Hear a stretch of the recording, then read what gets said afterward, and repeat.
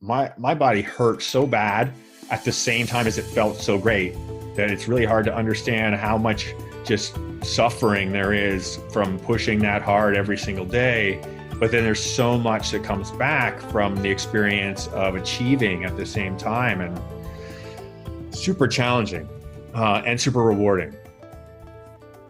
Welcome to Experiences You Should Have, your how-to guide for amazing experiences.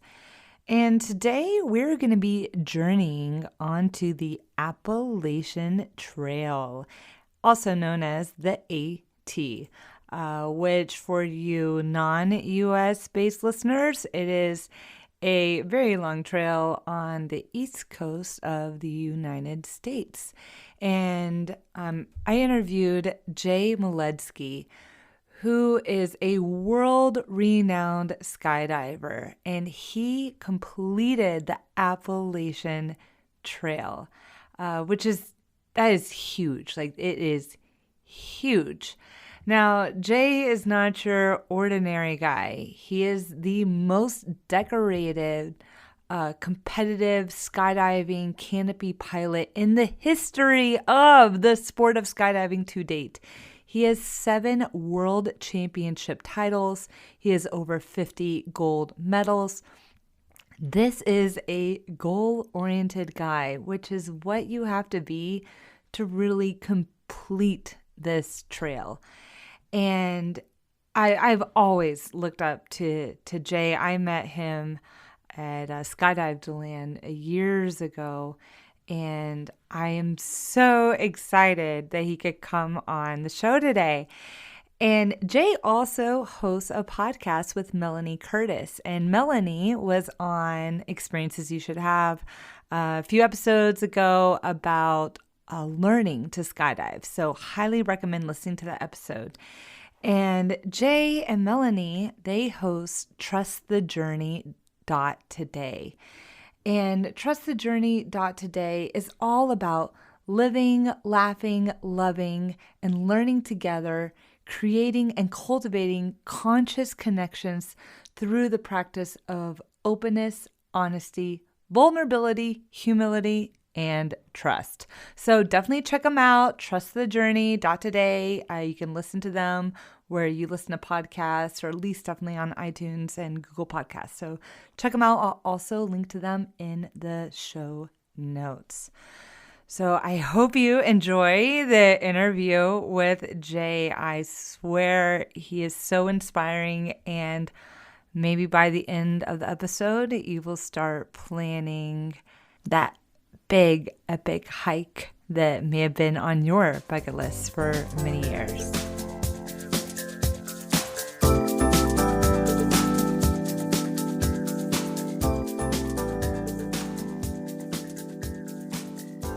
Hi, Jay. Thanks for joining the show. Hi. So here we are with Jay Maletsky, and he did something crazy incredible, which is he hiked the Appalachian Trail. Now, this is a long trail. I mean, it's over, 2,000 miles? It's almost 2,200. Yeah, I think it's 2,170 officially. Yeah, that's huge. This is a major thing. This is not a Saturday hike. This is not a weekend hike. This is not even a month hike.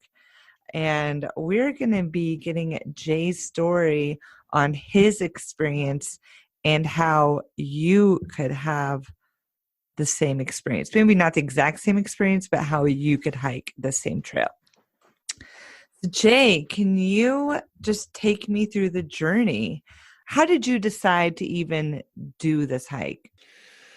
Well, I guess the decision that came to being of like when and why, it was, first of all, it was we. The hike was done with my partner, my first wife, Fernanda. At the time, her and I hiked it together. So it was definitely a team effort. I just want to state that first of all. Yeah. We decided that we wanted to have more outdoor adventure in our lives. We'd been pursuing more and more beautiful scenery and more hiking, and just really trying to get some serious time outdoors. And at the time, we lived in Florida together, and it didn't really offer us the kind of adventure that we were looking for. Mm-hmm. As well as I had hit a point in my personal career where I'd had enough of my goals met for myself that I really felt like I had checked the boxes personally that I Mm-hmm. wanted to do. And I was kind of looking for a new goal, a new mission, something challenging and something spiritual, something that would be connected to nature and something that would be earthy. And the Appalachian Trail had been a topic that we had tossed around as an idea of, wouldn't that be fun to do someday? You have those ideas and you just kind of banter about them and like, wow, wouldn't that would be cool? Oh, that's an awesome. You hear about somebody who's done it or you hear about somebody who's doing it, and the idea floats around and it just comes and goes, and it kept coming back and coming back. And the timing just felt right. And I proposed the idea. And at the time, Fernanda, she said, yeah, let's do that, and the enthusiasm was there. So Wow. Wow. So, how long did it take from the time that you decided you were going to do it to feet on the trail? about 2 years. Okay. All Yeah. right. Yeah. We definitely took it cautiously because we wanted to complete the trail. We wanted to make sure that once we started, that we had the knowledge, the experience, the equipment, what was necessary to be able to complete the mission. And we knew going into it that the attrition rate is ridiculously high, that very, very few Uh-huh. people actually finish it. So when we made the choice to do it, we stopped. As soon as we decided, yeah, we want to do that, we stopped and said, wait, why do we want to do this? Mm-hmm. Started to ask ourselves the deeper question of why. And we actually made lists about the reasons why it was important to do it. And a lot of them had to do with completing it, with setting ourselves a goal and making it to that goal. And so with that knowledge of what we truly wanted to accomplish, which was the completion of the through hike all the way through in what's called a purist style, where you Mm-hmm. hike one direction all the time.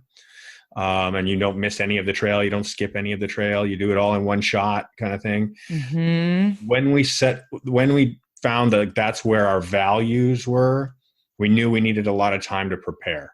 So Got it. Now, in this preparation process, what did you do to prepare during these 2 years?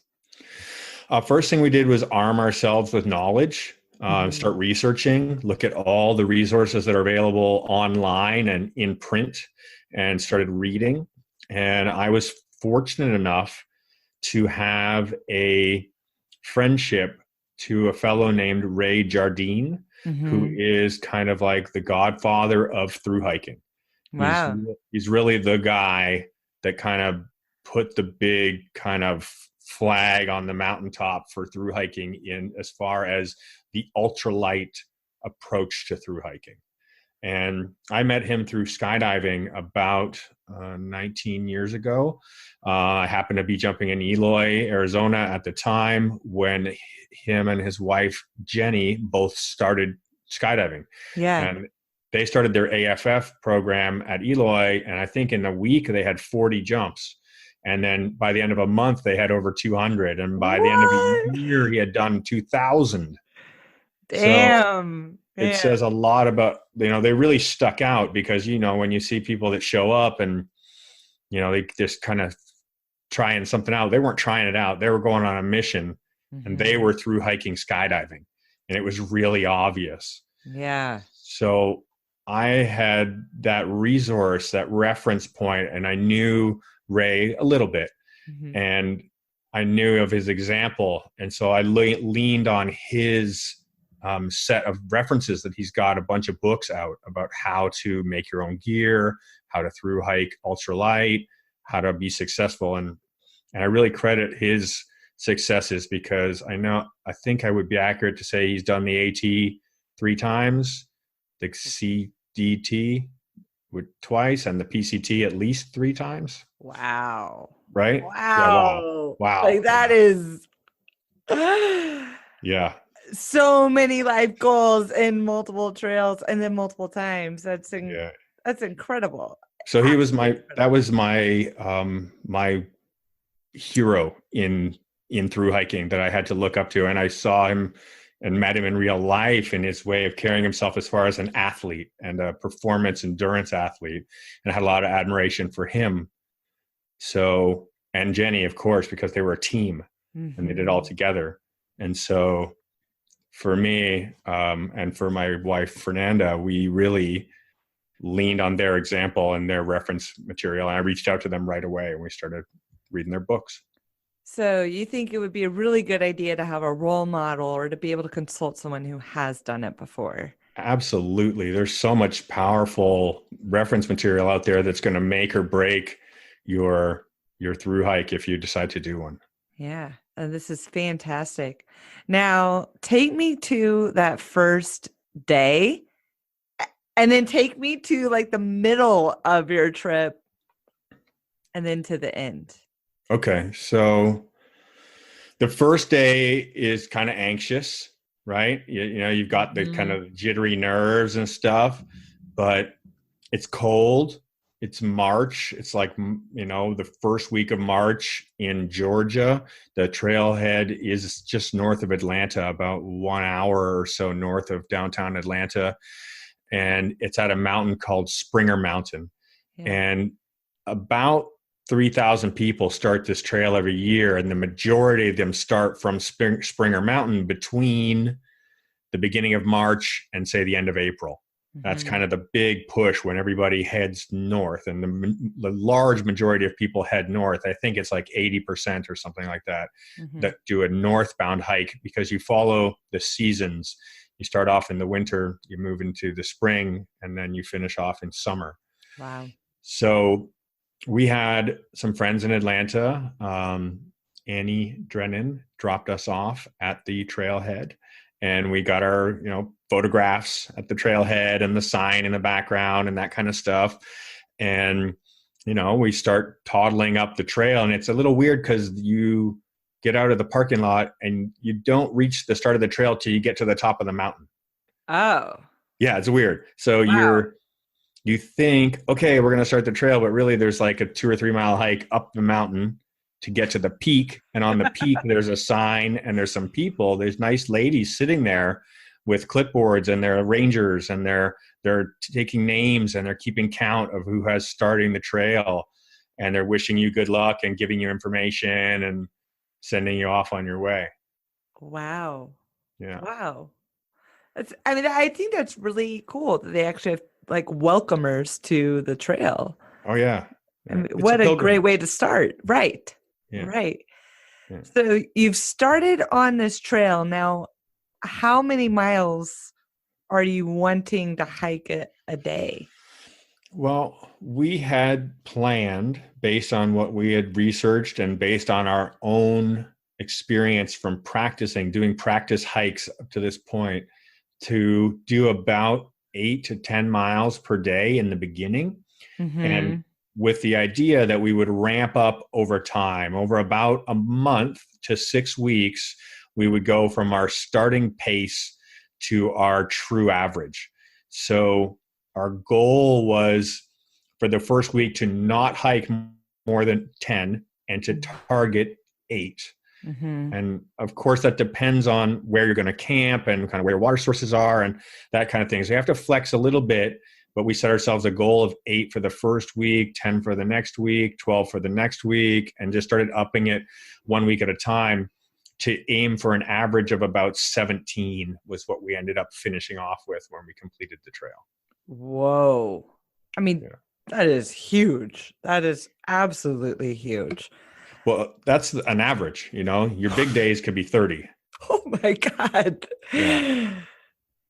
And would you just take a day off sometimes just to kick it? So yeah, there's a few pieces of lingo that get tossed around on the trail. You pick up a bunch of trail lingo for sure, because there's a certain subculture that exists within the AT community. Sure. And some of that lingo is a Nero, which is a nearly 0 miles hiked in a day. You might hike a mile, something like that. And Okay. other days are called a 0 day.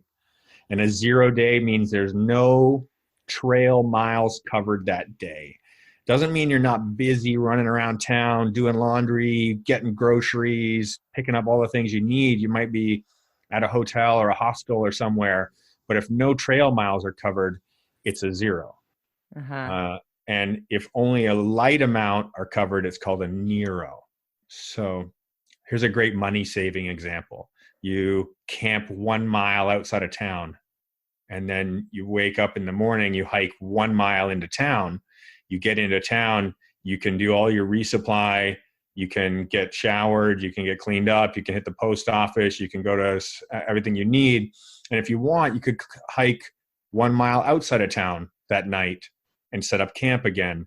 And so you would have only hiked 2 miles that day, but you did a lot of other stuff in between. So it's a Right. very low average day, but it's a very productive day for, personal needs. Yeah. No, that's great. Yeah. Now, how often were you going into towns to do your laundry and that sort of thing? Yeah. So we averaged our resupplies were Hmm. done on average between 3 to 4 days apart. Hmm.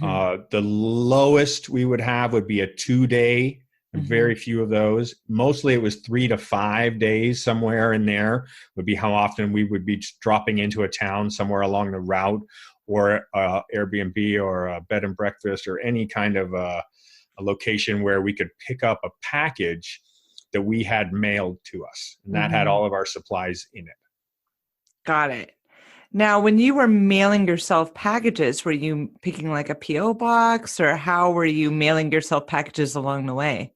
So the Appalachian Trail has very robust guidebooks available. Hmm. You can get guidebooks for all the different states. There are 14 states along the length of the route, and each state has a guidebook. And in each one of those guidebooks is every single road crossing, is every single business to the east and west of the trail on that road, Yeah, every post office location, all the information you're going to need to get by without a cell phone.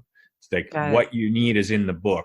So we pre-planned extensively and prepared 36 resupply packages containing the amount of food that was necessary in each package to get to, um, knowing how much distance was between each point. We would stock the package with the right amount of food or supplies. Hmm. Hmm. And that was, we had to guess, it's, oh, this is probably, say it's 30 miles and it's in the first week, so that's 3 days.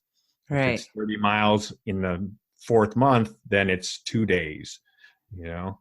So we had to learn to average everything out. And we had somebody here at our home in Florida who was mailing the packages for us, and we would text them if we needed to adjust the contents of the package. And they're about 1 to 2 weeks ahead of us. Yeah. So where were you sending the packages to? Would you send them to a hotel or like who would accept the package? Usually we would send them to a post office in a town directly, and you send them to your name at general address, the post office general address, your name. Please hold for AT through hiker on the package.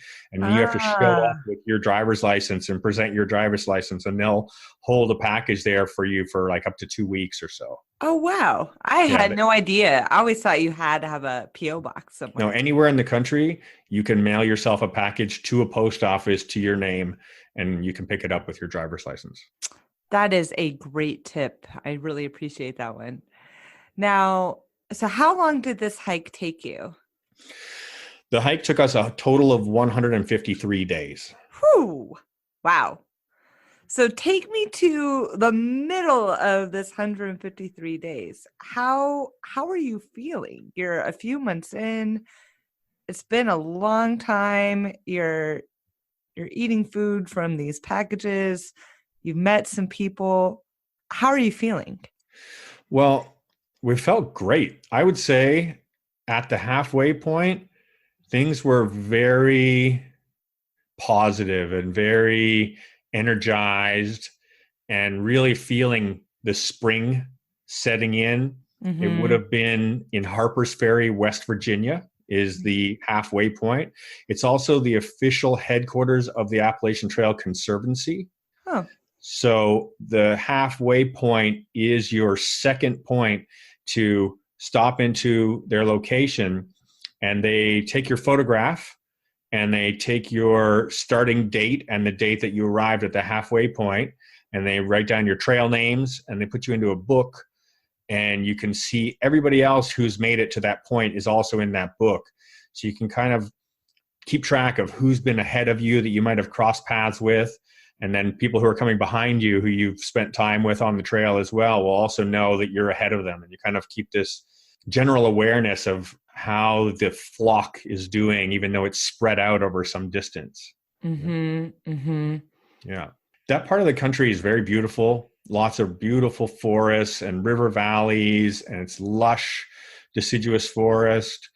West Virginia, just beautiful hillsides. And there's some great places to stay that are very hiker friendly. So there's quite a bit of community at that point. There's a real sense of community. So you get to interact with a lot of other people, and there's some great food and drink opportunities. So there's some celebration because you've reached the halfway marker, and that's a huge deal. If you've made it halfway, you've made it most of the way. I would say you've probably lost 40% of the people by the halfway point. Oh, wow. At least. Wow. Maybe more. Maybe Uh-huh. more than I might be wrong. It's probably more than that. Yeah. Now, I listened to your podcast with Melanie Curtis on trustthejourney.today. You should subscribe today. And you talked about your experience of hiking the Appalachian Trail. And there was something really interesting, how you kind of knew if people were going to make it to the finish line or not based on how they responded to you. Uh, could you share that? Instantly. Yeah. You could tell instantly. There's an aura. It's an energetic thing, right? When people are in a mind frame of positivity, it's Mhm. obvious. You can tell the second that you meet somebody, whether you're on the trail or not, whether they are a positively energized person or whether they're a negatively energized person. And there's no in between. The electrical charge that exists in this world are either positively charged or negatively charged.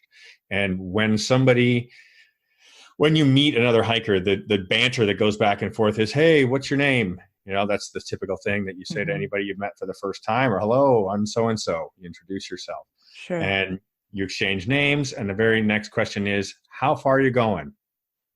Or are you doing the whole thing? Mm-hmm. And you can just instantly tell by the verbs that people choose to describe where or how they're hiking. They say, oh, we'll see how it goes, or yeah, I'm hoping so.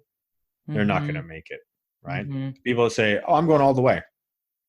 That's a clear answer. They're headed straight for the end. They directly answered your question with a fact of what is going to happen. Mm-hmm. Very different types of approaches to general attitude. Right.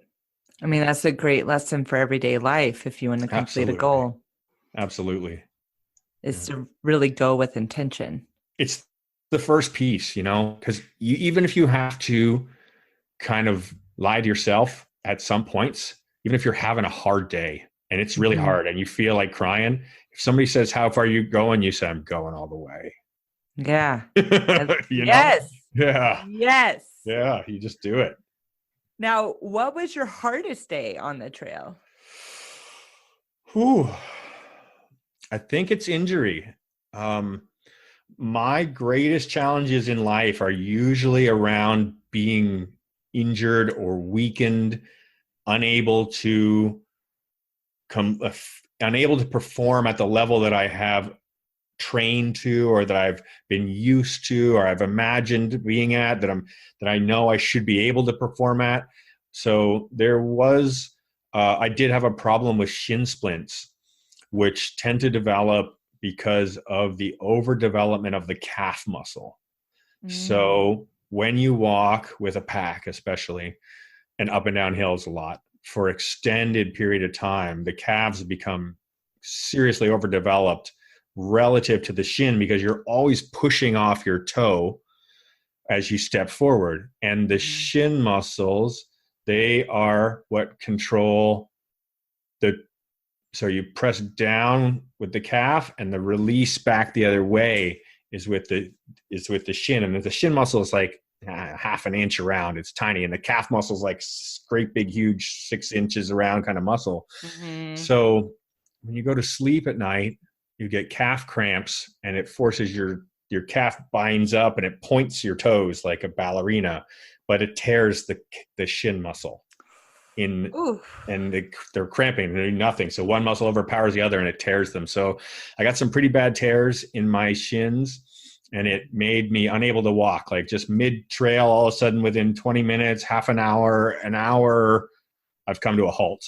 And now Mhm. like any step is falling over type thing. And it's like, uh-oh, I have a serious problem now.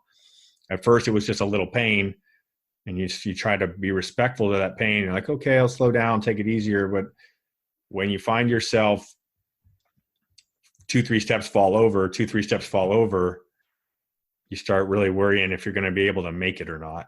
And Mhm. that fear of not completing the goal that we'd set out, that was Mhm. really the hardest part, not the physical pain, not the, Mhm. it's the mental piece that comes along with this realization that there's a true possibility that we might fail in our mission because of my inability or inadequacy or some self-judgment piece that I put upon myself for having an injury. And really it's an injury. I just need to learn how to be more respectful to my body and slow down and be more balanced, the tortoise Mhm. over the hare kind of thing. Right. Right. that's Absolutely. that's really what it is. And I have to credit my wife Fernanda at the time for um being the tortoise, because I would just bump up against her constantly and she would just walk at a steady pace and keep us on pace. And I would easily want to do 30 miles in a day when she'd be like, no, 15. Yeah. I mean, that's so great that you had a partner there for you that was working to help keep you on pace and working together when you're down. For sure. I did a solo hike a week long in the Rocky Mountains a Yeah. year beforehand to train and Yeah. prepare and to try. No, sorry, 2 years beforehand, I did a solo hike with a lot of the equipment that I thought that I would use, and we Sure. replaced 90% of that equipment. I didn't really like solo hiking. Yeah. I didn't like Yeah. it. I got 3 days into the trip and I was kind of bored. I didn't have that connection and sharing and really Mhm. being in the mission with somebody. And I love a solo hike, for a few hours or a day, or I might go. I've done many hikes on mountains alone, Mhm. but I really felt like the endurance, the duration time, sharing it with somebody was really really powerful and motivational. That like the balance of how to keep yourself going when you're down, you have somebody else to prop you up, and when they're down, you prop them up. And so I don't Mhm. know if I would have had the willpower to even start it alone. Mhm. you know I might Yeah. think about it now, but at the time I don't know if that's something I would have considered. And I'll say something else just on that note was, we did a hike. So I did a solo 2 years before, and then 1 year before we did a week long hike through the Rockies with all the equipment we had then purchased, thinking that would be the right stuff to use after I'd got rid of all the stuff I had from 2 years earlier. Mhm. And we changed all that equipment too. Wow. So we did complete gear swaps, like 3 sets of equipment before we got to what our final iteration of equipment was. And in that time, we were able to reduce our total pack weight of what we were carrying by 50%, no, by 100%, no, 50%. Because we had started off with like 40 That's pounds and we were down to under 20. whoa. I Yeah. mean, that's huge. That It's, a, is it's, huge. it's the biggest thing. I would say if anybody has any inkling towards the idea of hiking more than a day or two, Yeah. go ultra light, everything. And it's not just snap the handle off your toothbrush. It's Mhm. absolutely everything that you can don't take with you, and make everything that you do take be the lightest, most functional version of what you really need and why you need it. That is great advice. That's absolutely great advice. Now, tell me about finishing this hike. You've been on this journey. It's been a long time. How are you doing? How are your shins? How are you mentally? So the last month of the trail is in New England, right? You're going Mhm. through, it finishes in Maine on top of a mountain called Katahdin. It's in the northern part of Maine, and it's a little over 5,000 foot elevation, that peak. And so the month that leads up to arriving in Maine at Katahdin is a journey through one of the most beautiful parts of the country. And the mountains are becoming more and more remote as you go through Connecticut into Massachusetts, and Massachusetts into New Hampshire, and New Hampshire into Maine and in Vermont. It's all just getting more and more rugged and more pristine, and just a really in tune with nature. And at that point, if your body's not, it's already like, at least our experience is that our bodies had reached their, this is as good as it's going to get. Like, I felt like I was 16, 18 years old as far as my agility, my speed, my endurance. I just felt fantastic as far as being able to charge all day long and being really light and lean. And we had our systems down. So you're Yeah. not dialing anything in anymore. You've got it dialed by that point. It's all efficiency. And the groove that we're in is really positive by that point in time. And you can Yeah. see the light at the end of the tunnel. You're in the last 20% in the last month. So any mission that you're on, although the last 10 can often seem like the biggest hurdle to cover on Mhm. any project, the attitude is the most positive. Like, we're almost there, we're almost there, you know? Yeah. And the way the trail is laid out is that the what is called the 100-mile wilderness is right before you reach the Katahdin summit. So in that 100-mile wilderness, there's no resupplies, there's no towns. You're just Mhm. in pure wilderness for a 100-mile stretch. Now, that's typically 5 days if you do 20 miles a day, and you should easily be able to cover 20 miles a day if you've just done the whole trail. Or Right. we were smoking it at that point. And our energy's high. We've gotten in sync with a few other hikers that are also near the end of their mission, and they're also in high energy, high enthusiasm. They're in great physical shape, and it's a bit of a yin yang scenario where you can see the light at the end of the tunnel. It's coming. You're charged positively, but mentally at the same time you're really beat down. Like, Yeah. it's a, you're exhausted. You're just smoked. I mean, the body, my body hurt so bad at the same time as it felt so great, that it's really hard to Yeah. understand how much just suffering there is from pushing that hard every single day. But then there's so much that comes back from the experience of achieving at the same time, and super challenging, and super rewarding. So Mhm. the 100-mile wilderness, usually they recommend take 7 days worth of food, and that's a lot of weight to carry. We never carried more than 5. That's a lot. Mhm. That would put your pack over 30 pounds usually, and we don't want to have that much weight, because the weight is what causes the injury.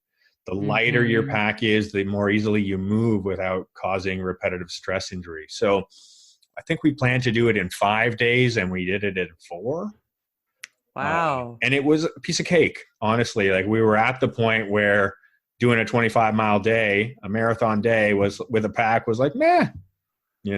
crush it, and That's incredible. it was awesome.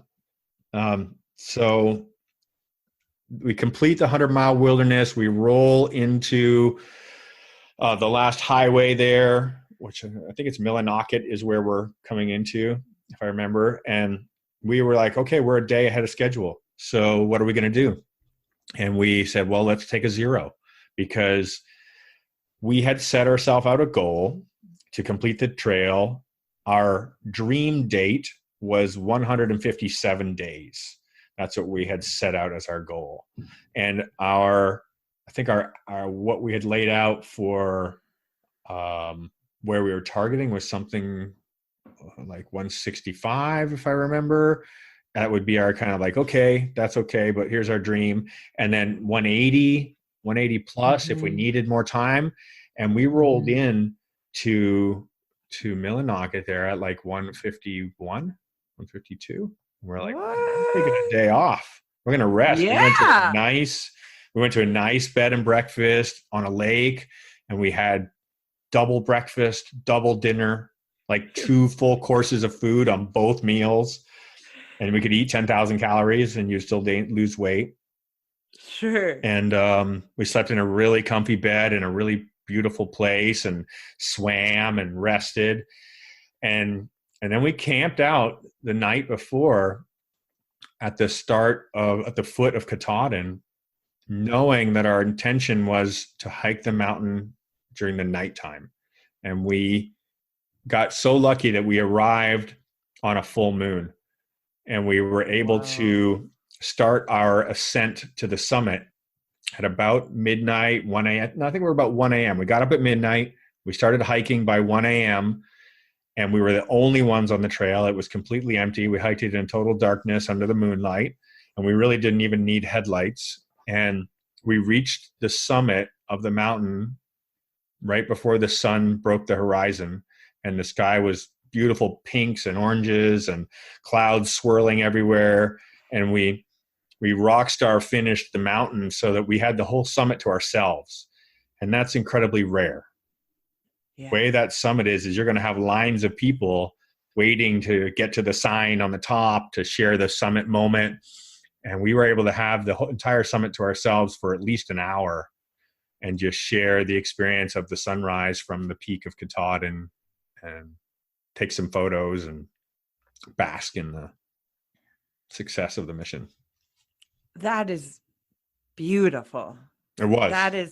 That is, you've been hiking for so long. You're there by yourselves in the moonlight and a sunrise, basking in this moment at a goal you worked so hard for. That is so powerful and encouraging.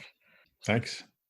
Yeah, thank you. Yeah, it was a really special moment to create together. I mean, we really intentionally created that. It didn't happen by any form of luck or accident. It was a lot of thoughtfulness. When we were in the bed and breakfast the day before, we had known, like, every night the moon has been out. We're like, hey, the moon's out.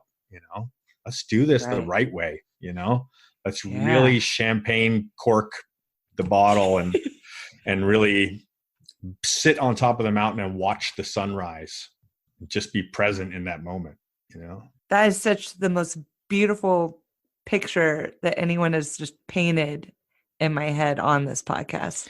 If you want to see the pictures, they're on my Facebook. You can follow me on JMO on Facebook. And if you go onto my photos, you can see the albums, and you can see the Appalachian Trail album has the full photo set. And there's an album called For Photo's Sake.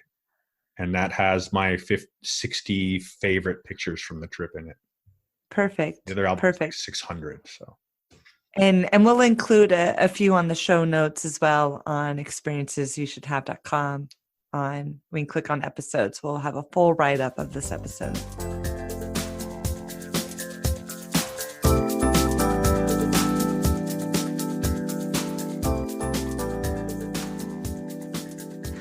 Now, I do want to get into a few logistics Yeah. before we end the show. So you mentioned you plan this epic adventure 2 years in advance. Would you say that most people would need at least 2 years or so to plan to take off work or quit their job or to physically train? I think it all depends on what your current level of experience is and what your Mhm. current level of physical fitness is. I would say that the younger you are and the more fit you are, the more prepared you'll be to handle that kind of endurance.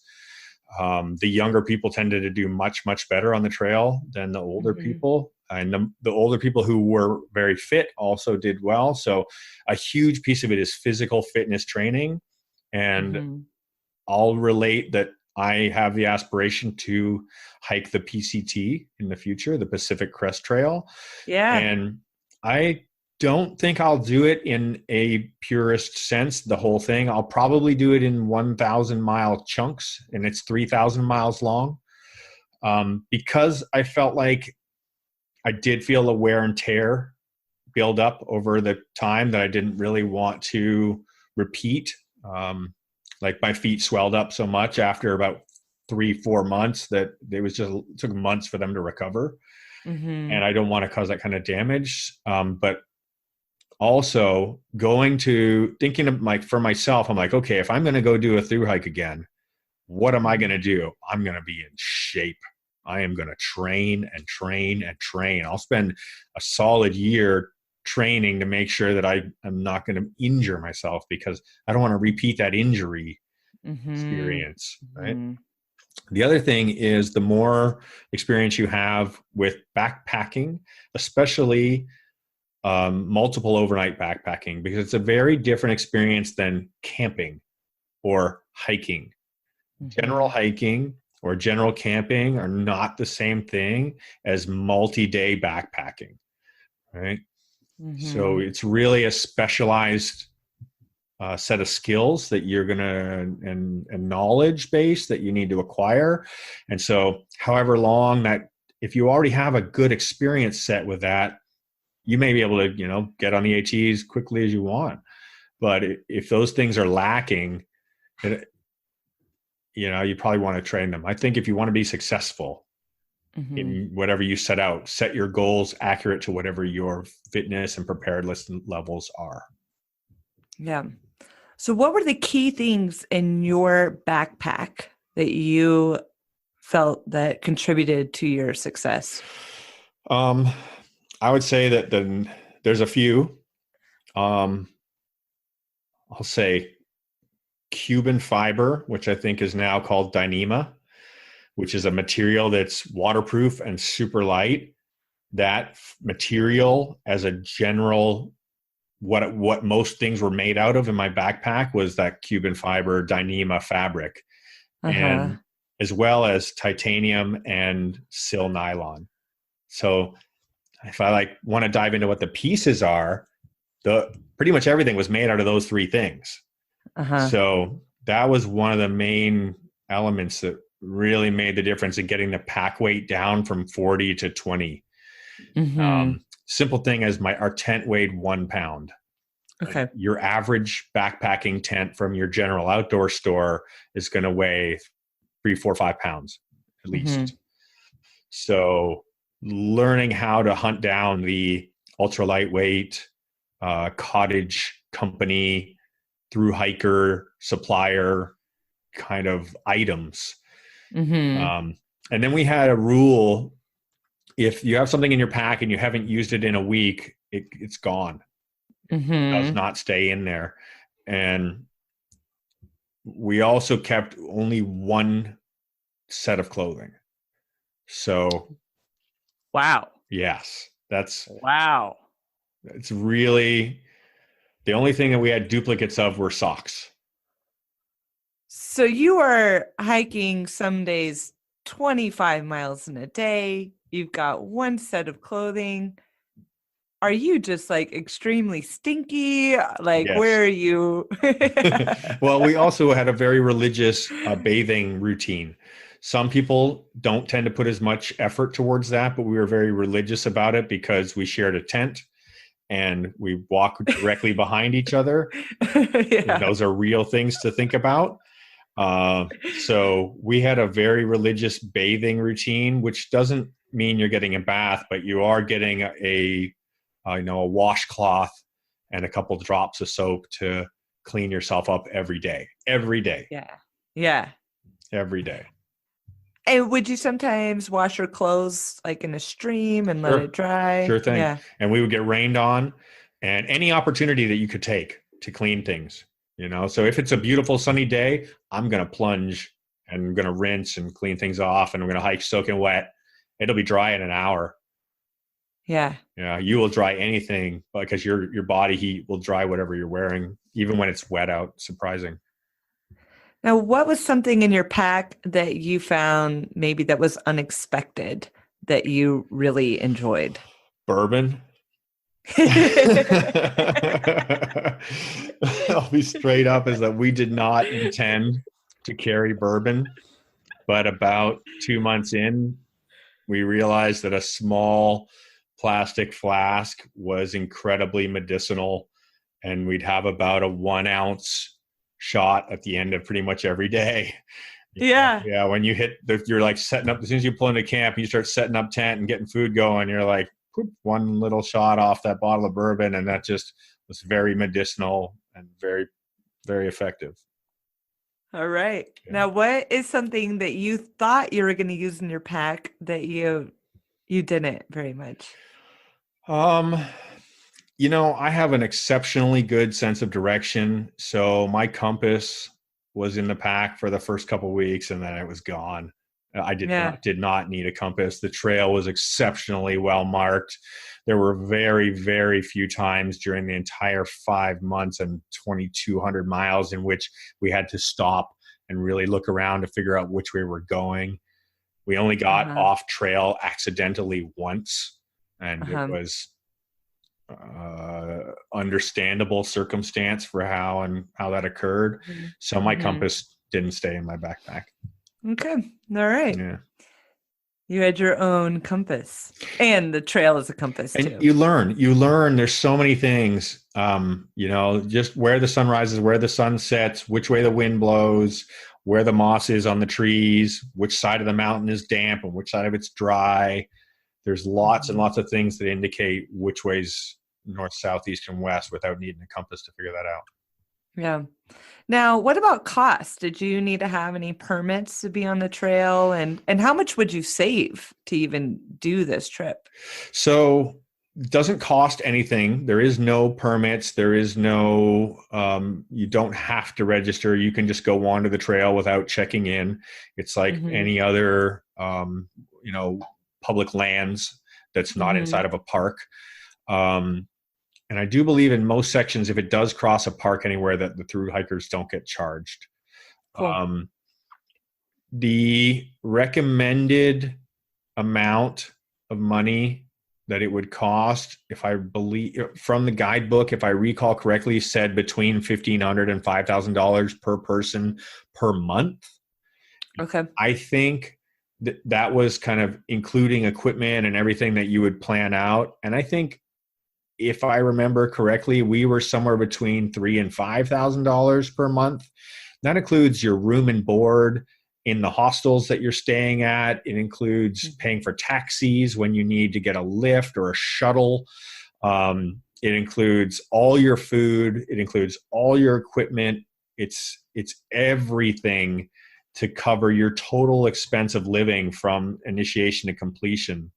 So if you do it on a lean budget, I think nowadays, because it's almost 10 years ago, a 2,500 would probably be a good recommended minimum per month, and 5,000 could very easily be spent without trying too hard, right? Especially with hotels and hostels and that stuff. If you camp all the way through and you don't pay for boarding anywhere, you can keep your budget way lower. But if Sure. you want a bed sometimes and a shower and that kind of creature comforts even once or twice a week, then you're going to be paying for that pretty quickly. It's going to add up. Right. Got it. Yeah. Now, this is something I ask on every episode is if the experience can be for someone who may have limited mobility. And I understand someone with limited mobility or someone who might be in a wheelchair probably can't complete the entire hike, but are there areas of the hike that are wheelchair friendly or Absolutely. that are fairly easy? Yeah, there's a couple sections that are incredibly beautiful that are boardwalked. Cool. There are some that come to mind immediately, which are just stunning. And they were actually some of my favorite parts of the trail, which were in New Jersey. You would pick New Jersey as they're like, what were the most beautiful parts of the Appalachian Trail? New Jersey. Yes, New Jersey. Yeah, there is some there's some beautiful marshlands that are surrounded by hills, rivers winding through it, bridges, and they've got boardwalks all over the place. So there's some excellent trails there. And I believe, if I recall correctly, that Maryland also had a section that was specifically laid out as wheelchair accessible. And if you did go to the Appalachian Trail Conservancy online and check out, that will be mapped on there as to which parts are accessible for wheelchairs. Okay, perfect. And I'll make sure to include that in the show notes. Great. Awesome. Now, are there any other big tips or information that you think the prospective AT hiker should know? The AT was laid out by a bunch of crazy people who think that the best way to get from one place to another is to go right up the spine and over the top of every single mountain in the way. So it's a bit of a lunatic endeavor because nobody thinks that the best way to get somewhere is to go over the top of every mountain. And it only takes a couple weeks to figure it out that you're going to be going over every mountain between here and Maine. So embrace the insanity, people. I did not know that. It's not fun. I wanted to kill the people who laid out the trail. I'm like, why didn't you just go around this mountain? Just go around this. You could go right there. There's an easy way to go right there. And they made it go over the top. Why did you do that? But if you focus on that, if you let that be the piece, then you're not going to do it. You have to be like, yes, we're going over every mountain between here and Maine. Every single one of them we're going to climb.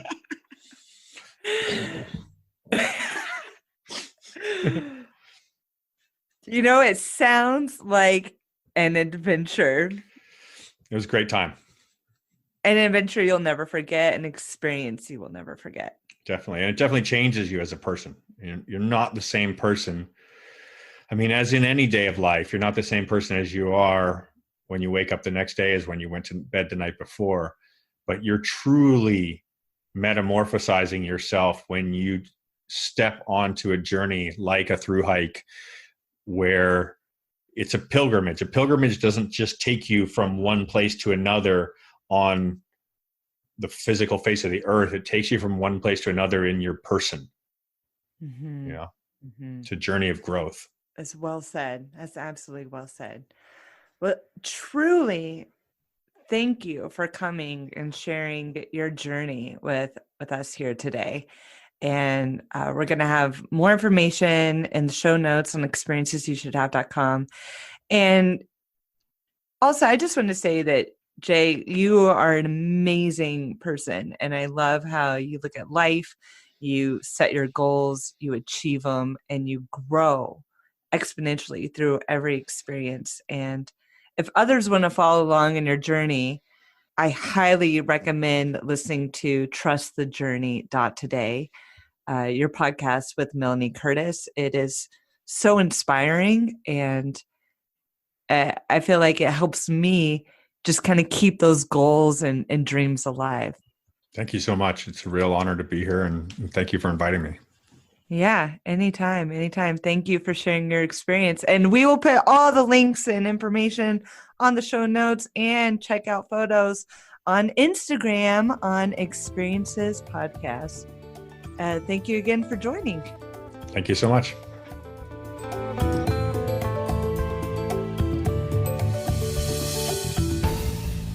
Thank you so much for listening to Experiences You Should Have. If you enjoyed this episode, the biggest thing that you can do is, first off, make sure you are subscribed to the show and that you keep on listening. And two, tell a friend, tell a family member, tell your coworkers. Announce it on social media. If you gained anything from this, just the biggest thing is to share it with somebody. I love listeners, and I keep on finding amazing guests. And if you want to be on the show, please drop a line on experiencesyoushouldhave.com. Just click contact and share with me that experience that can be replicated that you would want to share with others. I would love to explore that with you. I'm always looking for interesting people and experiences to have around the world. So please hit me up. Also, if you're on Instagram, check us out at Experiences Podcast. We'll promote each episode on there and new experiences that we have around the world. And like you know, this podcast is not just to discover new experiences, it's to find out how to really make them happen. What type of skills are needed, the cost, the planning involved, the best time to do it, and hopefully give you a start to that how-to guide to do these amazing experiences in life.